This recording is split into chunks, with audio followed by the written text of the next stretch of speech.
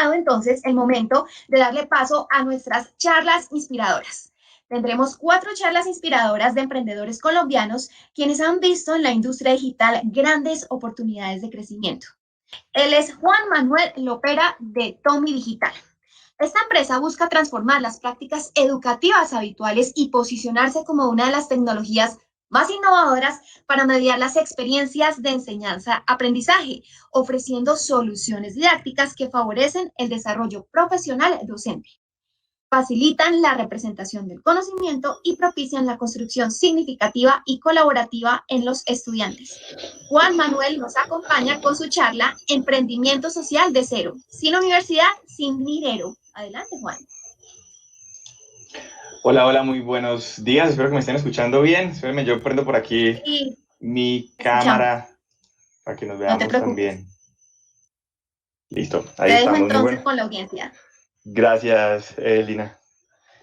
Bueno, muy buenos días a todos y en estos 15 minutos voy a contarles un poco de todo, o sea, un poco de la historia emprendedora, pero un poco también como de lo que pienso yo que son seis claves o 6 cosas que hay que tener en cuenta como emprendedores para finalmente emprender prácticamente sin nada, o sea, partiendo de la nada. Un poco como contexto de todo esto, como a qué me dedico. Hace un rato nos inventamos este aparatico que ven ahí en la foto, que es tecnología para profesores. Con esta tecnología y sus versiones anteriores hemos llegado como a 150,000 aulas de clase. Empezamos jugando, que ahorita les voy a contar más o menos qué, pero a hoy pues el grupo de empresas que represento podemos haber vendido algo así como $80 millones, algo por el estilo. Digamos que hemos crecido bastante en alcance alrededor del mundo, en reconocimiento. Aquí vemos la innovadora de Colombia hace unos años. La portada de la revista Semana nos reconoció como la primera o la principal idea que está transformando la educación en América Latina. Algunos otros reconocimientos de Club Colombia. En fin, aquí está el ministro de Tecnologías de Telecomunicaciones en el lanzamiento de nuestra última versión del dispositivo. En fin, digamos que hemos logrado cierto alcance, pero el alcance más importante, me atrevo a decir yo, que está en el impacto. Entonces, este es un poco nuestro mapa de impacto. Hemos llevado tecnología en aulas de clase prácticamente en todo el continente de habla, todos los países de habla hispana en América Latina. Esto pues en América, esto está un poco desactualizado, pero hemos llegado prácticamente a todos los países exceptuando Venezuela y Brasil.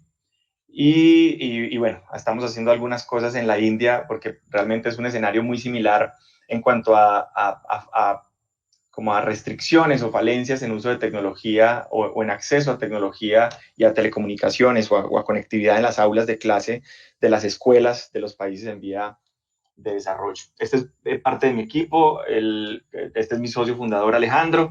Digamos que aquí en esta diapositiva yo quería pintar como de las cosas que más orgulloso me siento, que es el impacto y lo escalable que terminó o que termina siendo un negocio social rentable, que voy a hablar de impacto social, voy a hablarles de un negocio que es negocio, y el equipo de trabajo que siempre ha sido la clave para que las cosas funcionen. Finalmente es imposible hacer empresa sin un buen equipo de trabajo. Pero bueno, para comenzar un poco como la parte inspiradora de todo esto, tengo que contarles un poco del inicio de la compañía. Esta compañía inició acá en Medellín. Yo crecí realmente en Bello, que es un municipio aquí cercano a Medellín, en la década de los 90, donde tristemente todos sabrán que el Valle de Aburrá y Medellín como tal era la región más violenta del mundo.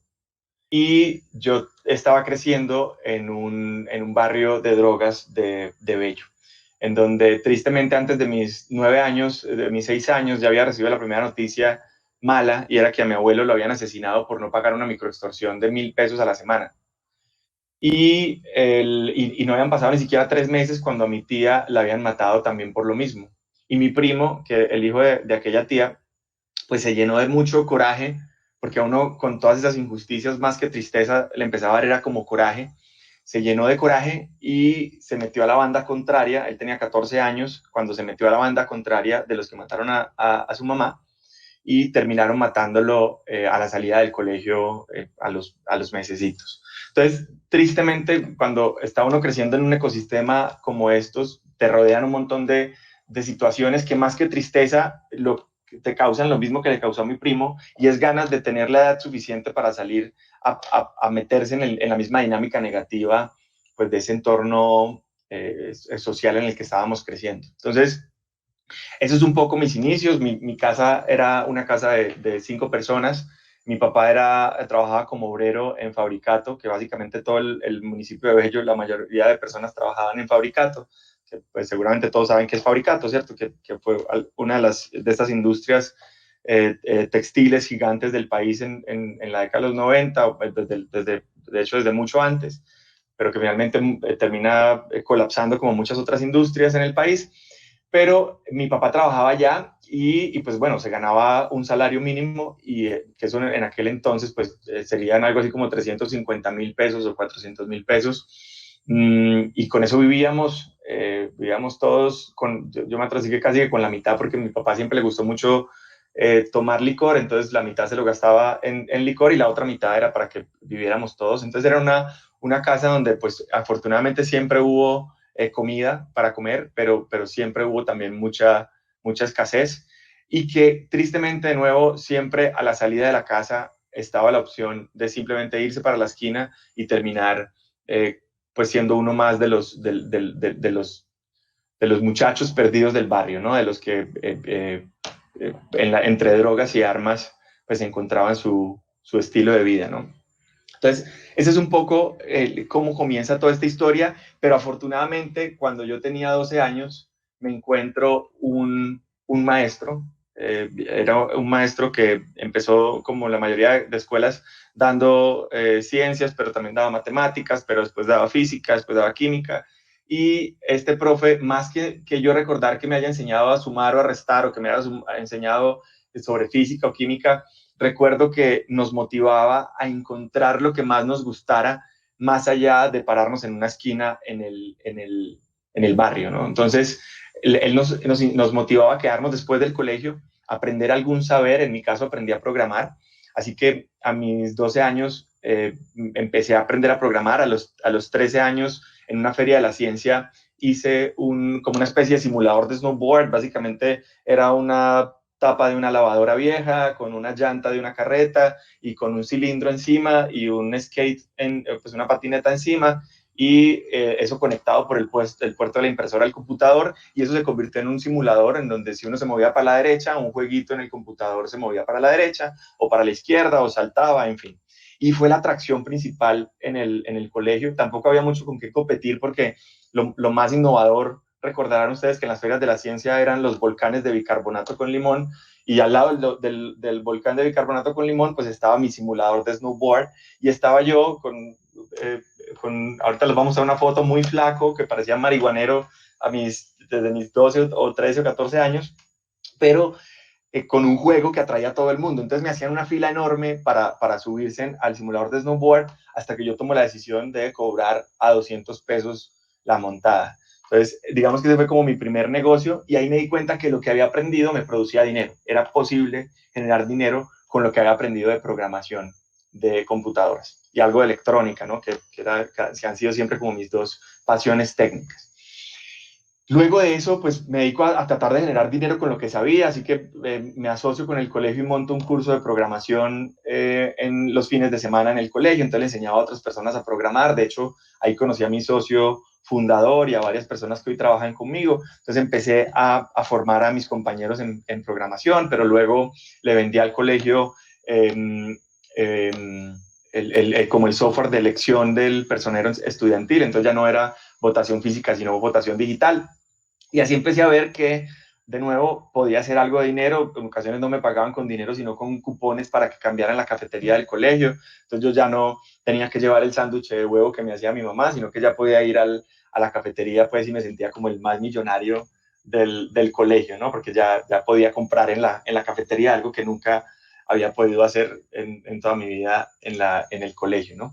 Hasta que llego finalmente a 11, y en 11 me dedico a hacer cuando eso no existía Facebook, entonces hago un anuario digital. Básicamente era un CD-ROOM que yo le podía entregar a los estudiantes y ellos con ese anuario básicamente se comunicaban a través de internet los unos con los otros después de salir del colegio y compartían fotos y videos. Era como un Facebook pero prepagado. La gente lo que hacía era pagarme por el CD-ROOM, ¿no? Cuando termino entonces el colegio, que ya había, pues como hecho esto una vez, finalmente, por razones económicas, termino abandonando la Universidad Nacional, donde había empezado a estudiar ingeniería de control.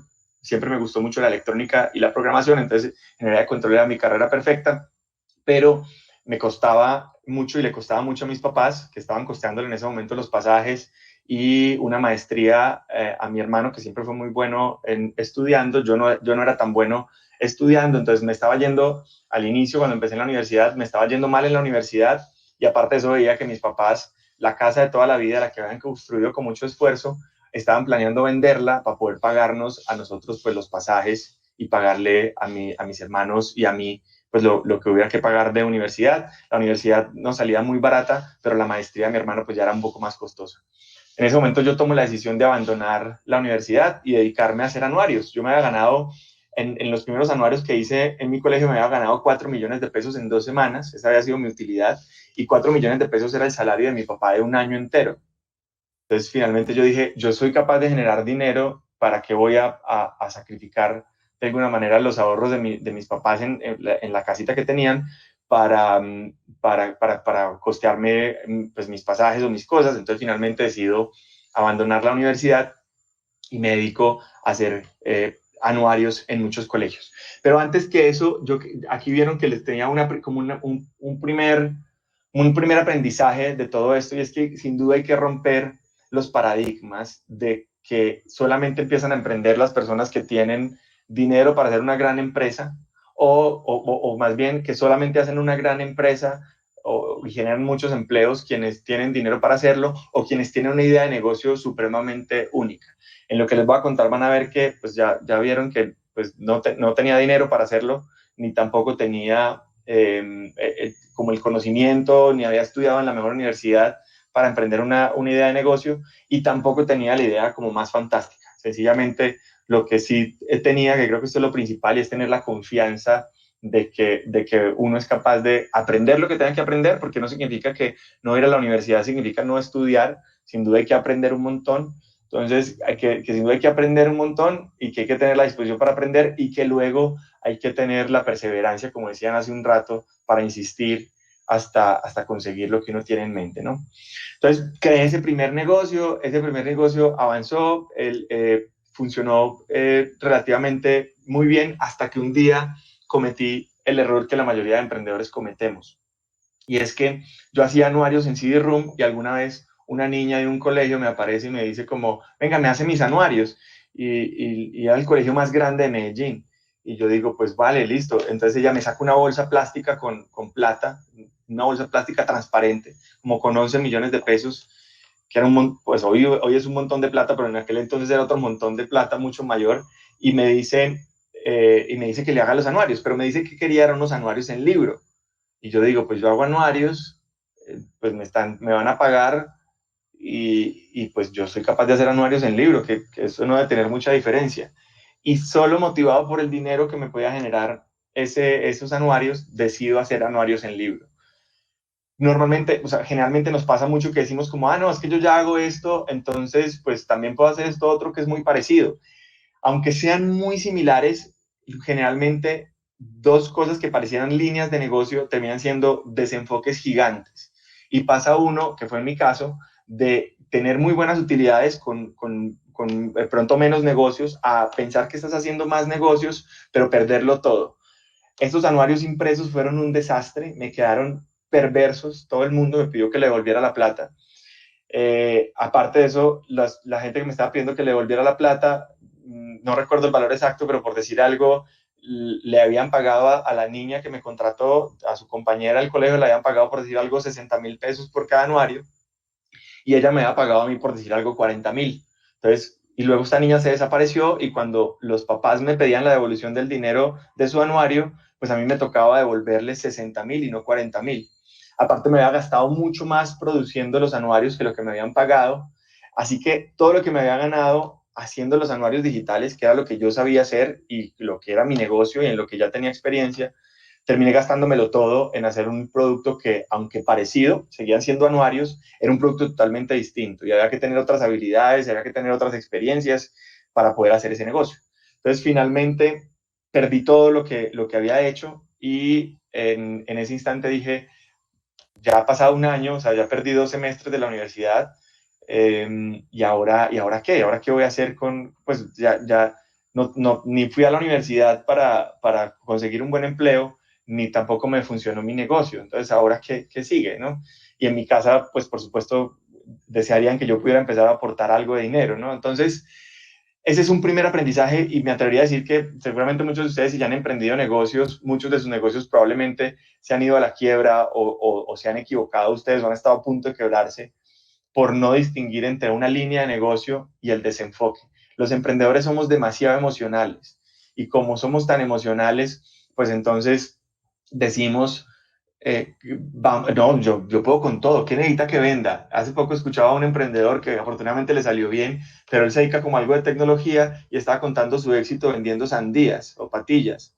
Y yo decía, wow, pues qué bueno eso, pero ojalá eso no sea una cosa que hagan todo el mundo, porque los negocios de oportunidad, los que salen de un día para otro, no siempre son los negocios exitosos. Muchas veces son los negocios que te quiebran y no te dejan recuperar nunca en tu vida financieramente. Entonces, hay que distinguir muy bien entre líneas de negocio y desenfocarnos como emprendedores. Me atrevería a decir que el desenfoque es la principal causa de muerte de la mayoría de empresas y de frustración de emprendedores. Para seguir ahí un poco con la historia de ese anuario, finalmente pasó algo chistoso y es que yo ya me había rendido. Lo que hice fue presentarme de nuevo a la Universidad de Antioquia a Ingeniería de Sistemas. Yo no había cancelado nunca mi matrícula en la Universidad Nacional, así que finalmente quedé como multado en la Universidad Nacional, no podía volver a iniciar allí, entonces me presenté a la Universidad de Antioquia a estudiar Ingeniería de Sistemas.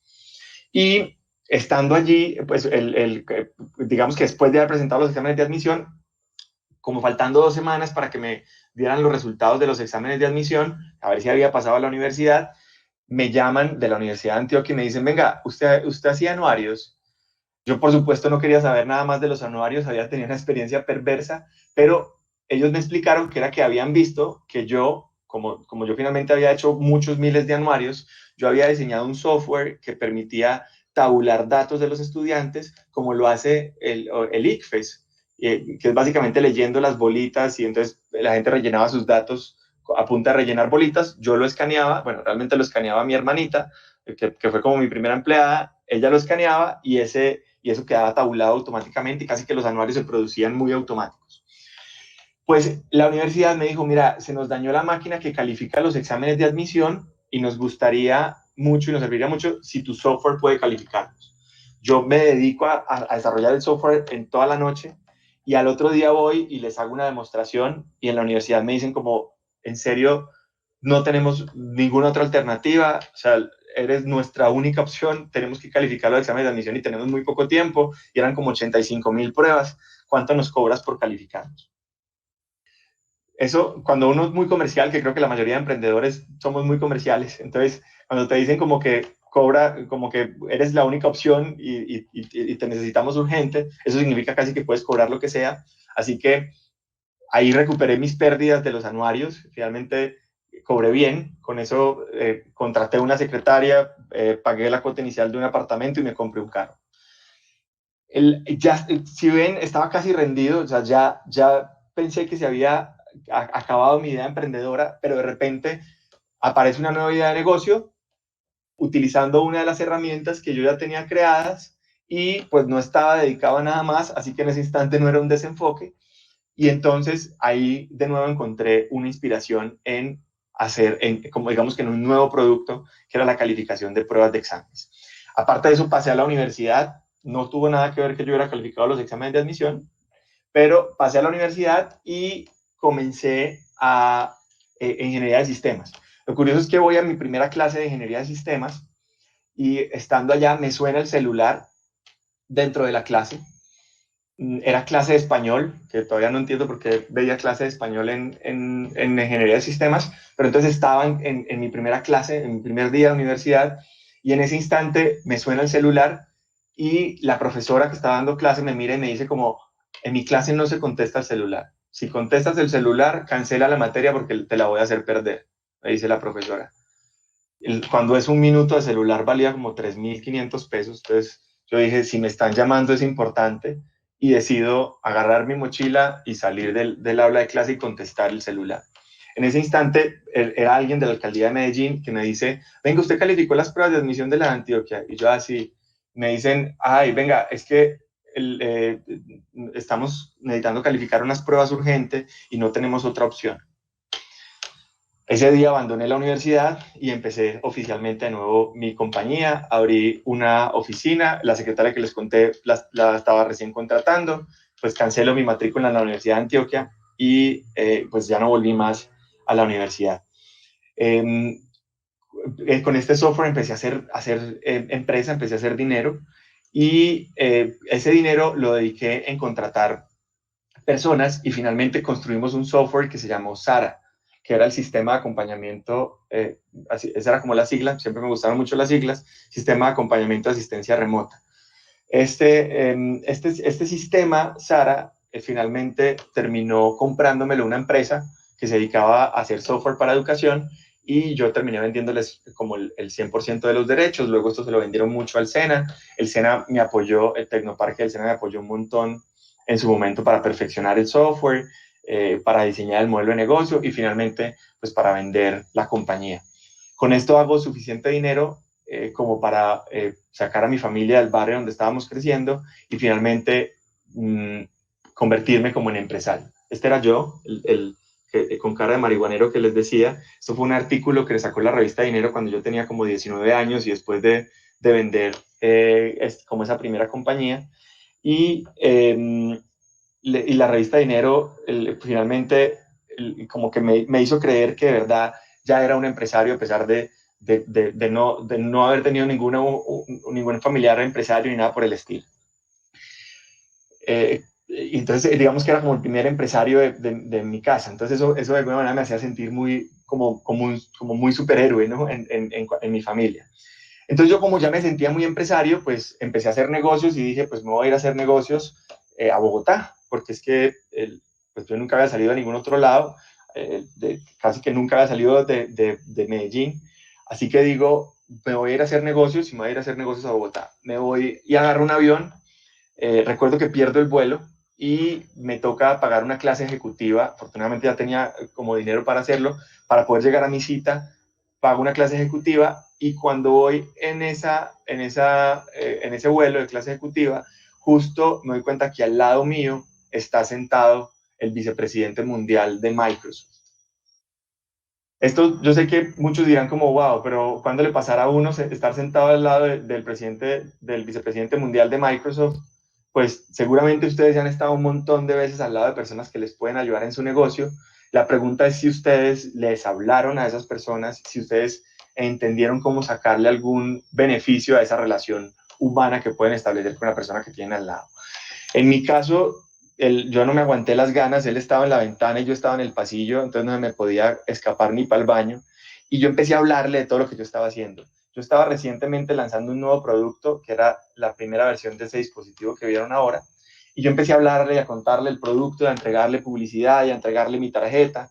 Este hombre finalmente se baja del avión encartadísimo después de que todo el viaje me escuchó y nada más decía como, ajá, qué bien, nunca dijo nada. Yo dije, pues nada perdí, simplemente ya le conté mi historia. Este loco se baja del avión y al viernes siguiente me llega una carta de Microsoft invitándome a la cumbre latinoamericana y del Caribe por la educación con todos los socios de Microsoft en Cancún, que aparte yo nunca había salido del país, entonces para mí era el viaje soñado, aparte de que en ese viaje conocí a mis principales socios de negocio para distribuir esas primeras versiones de Tommy en toda América Latina. Entonces, aquí les dejo un tercer como un tercer consejo o aprendizaje más bien, y es que hay que aprovechar, o más bien hay que forzar las oportunidades. Así como esta persona sentada al lado, seguramente ustedes un montón de veces han tenido oportunidad de hacer crecer sus negocios, y la diferencia entre el éxito o el fracaso es lo que ustedes decidieron hacer en ese instante cuando tuvieron la oportunidad de crecer su negocio al lado, ¿no? Entonces hay que estar muy atentos, las oportunidades están por todos lados, quienes las aprovechan finalmente son los que crecen, quienes ni siquiera la ven, pues finalmente son los que mueren en las situaciones de crisis, por ejemplo. Bueno, y ahí voy a un cuarto consejo, que es lo que me pasó después de todo eso, y es que en reflexión con mi socio nos detuvimos en algún momento y dijimos, ok, todo esto que nos ha pasado nos pasó gracias a nuestro maestro. Muchos de nuestros compañeros, por ejemplo, pues terminaron muertos porque se metieron en cosas indebidas o cosas por el estilo. Muchos ni siquiera terminaron el colegio porque terminaron en las drogas. Pero en nuestro caso, pues un maestro nos cambió la vida. Entonces ahí encontramos un significado para lo que estábamos haciendo. Alguien me dijo alguna vez que si uno está buscando la felicidad finalmente se encuentra equilibrando dos cosas: el placer de las cosas que hacemos, o sea, que nos guste lo que hacemos, que nos genere satisfacción lo que estamos haciendo, pero segundo, que eso que estamos haciendo tenga un significado y que sea algo trascendental para las personas que nos rodean. Cuando ganamos dinero por lo que hacemos, pero aparte de eso, beneficiamos a otros con lo que hacemos, ahí sentimos plenitud personal. Así que en ese instante mi socio y yo dijimos, pues bueno, lo que tenemos que hacer ahora es ayudar a que hayan más maestros como nuestro maestro. Tenemos que hacer que más profesores tengan las herramientas para inspirar y cambiar la vida de sus estudiantes. Ahí encontramos el meaning. Aquí voy a pasar un poco rápido para no alargarme demasiado, pero ahí fue cuando decidimos hacer herramientas tecnológicas para educación que no sustituyeran al maestro, como lo hace, por ejemplo, este robotcito que están utilizando, sino que tecnología que diferenciar las capacidades de los maestros. Y ahí fue que nos inventamos una herramienta que agarrara todas las necesidades de los maestros y las pusiera en un único dispositivo. Invitados a verlo, yo tengo uno por acá, pero si a alguien le interesa tecnología para educación, esto se llama Tomi. Si buscan Tomi Digital en internet van a encontrarlo, y básicamente lo que nos inventamos fue una especie de computadora para maestros. Entonces Tomi califica exámenes con solo mostrarle la hojita, él en menos de un segundo las califica y le entrega feedback a los papás y al profesor. Tomi le simula internet en las escuelas rurales o en las escuelas que no hay internet. Tomi prende una red Wi-Fi y ahí se conectan los estudiantes y navega como si estuvieran conectados a internet. Tomi hace realidad aumentada, Tomi hace táctil cualquier superficie, Tomi hace clases virtuales, que es una de las cosas que más provecho le han sacado los profes por estos días, y en fin. Ahí me alargaría mucho porque de verdad me apasiona mucho lo que hacemos con Tomi, pero en resumen le pusimos meaning a lo que estábamos haciendo, le pusimos significado y trascendencia a lo que estábamos haciendo. Lo que estamos haciendo nos llena de emoción. ¿Qué causa eso? Que cuando estamos muy mal, que cuando las cosas no están saliendo bien, todavía existe una chispa que nos hace levantar todos los días y seguir luchando. Nosotros venimos, hace por ahí 2 años, tuvimos una crisis en la que terminamos con una deuda de cerca de 10 mil millones de pesos, y a pesar de que vendíamos un montón al año, pues finalmente los intereses y la deuda estaba a punto de matar la compañía. Fueron los momentos más difíciles de mi vida, pues que ya habrá de pronto en el futuro una oportunidad para contarles más detalles de los fracasos, pero finalmente las ganas de sacar un negocio social adelante fue lo que nos motivó a innovar y a terminar pues pagando las deudas y seguir creciendo como compañía. Entonces, ese es el valor que nos da el mínimo. Y casi para terminar, mis últimos dos como aprendizajes, un poco en contradicción con el último, que fue que encuentren un meaning para su negocio, es que se olviden del meaning de vez en cuando. El meaning no puede ser una distracción, el significado no puede ser una distracción, sobre todo si están haciendo un negocio social.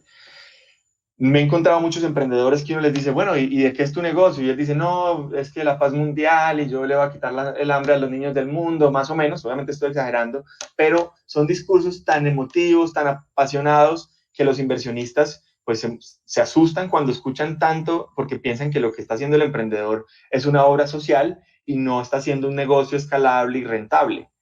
Las cuentas y los impuestos y la nómina no se pagan con discursos bonitos. Las nóminas y los impuestos y el crecimiento de una compañía se paga con plata. Y la única forma de producir dinero es que ustedes recuerden que su principal labor social es que su empresa no se muera. Su empresa tiene que existir y ustedes tienen que mejorar su calidad de vida y sus ingresos, porque eso es parte del propósito de hacer empresa y generar empleos, etcétera, etcétera. Pero que ese significado sea importante para inspirarlos, pero que no los distraiga de lo más importante, y es hacer un negocio rentable, con costos fijos bajos, con eficiencia a la hora de distribuir, o qué sé yo, dependiendo de la línea de negocio en la que estén. Y para terminar, esto no puede olvidárseles nunca, y es que el equipo lo es todo. Finalmente, un emprendedor solo jamás podrá hacer un negocio gigante. Es posible que no tenga socios, es posible que ese equipo sea un equipo todo contratado, pero aunque sean equipos contratados, son equipos que tienen que, tienen que ser parte como integral del sueño, del significado de la compañía del que les hablaba. Ese equipo tiene que estar sumado a ese propósito. Alguna vez llegaba a mi oficina alguien y le preguntaba a la señora del servicio, le preguntaba como, ¿y usted a qué se dedica? ¿O cuál es su labor aquí? Ella simplemente pasaba por ahí y la persona le preguntaba como, ¿y usted a qué se dedica acá? Y ella decía, yo estoy transformando la educación de América Latina. Entonces él le dice, ¿pero cómo así? Y ella decía, sí, mi papel es que todas las personas que trabajan aquí se sientan felices e inspiradas para hacer tecnología para los maestros de los países en vía de desarrollo. Incluso la señora que nos ayudaba a barrer y trapear en la oficina, que no estoy diciendo que sea una labor menos importante, al contrario, ella sabía lo valiosa que era su labor para la educación de América Latina, porque estaba sumándole a un equipo que tenía ese sueño. Ella también contribuía a ese sueño. Entonces el equipo tiene que sumarse siempre en ese propósito. El equipo, metas en eso en la cabeza, es lo más importante. Siempre el equipo es lo más importante. Solo en empresas que siempre en mi equipo de trabajo, el equipo, al menos base, el que empezó desde el inicio, los que están ahí desde siempre, en fin, todos tienen acciones de la compañía y son parte del negocio. Eso es todo. Espero que les haya gustado, que se lleven en la cabeza que hacer empresas transnacionales o hacer empresas de impacto fuera del país, que así es que hay que pensar en empresas que le sumen al Producto Interno Bruto del país. Esas empresas no tienen que fundarlas solamente los que se graduaron de Harvard o de la mejor universidad de Colombia, la pueden fundar cualquiera de nosotros que tenga la convicción de que es capaz de hacerlo. Muchísimas gracias. Gracias a ti, Juan Manuel. De verdad que por el chat la gente está muy emocionada diciéndonos que fue una charla muy inspiradora, y qué bueno que resaltas el tema del foco en los emprendimientos sociales, pues que muchas veces hay que tener en cuenta realmente que generen rentabilidad financiera, pero también un impacto social. Y también me gustó mucho eso que resaltabas de el equipo lo es todo. De hecho, uno de los pilares de Aerospace es el trabajo colaborativo, porque creemos firmemente que el emprendedor solito muchas veces no sale adelante, sino que el emprendedor con equipo es el que llega más lejos. Entonces, gracias por resaltar ese valor de la colaboración y el trabajo en equipo.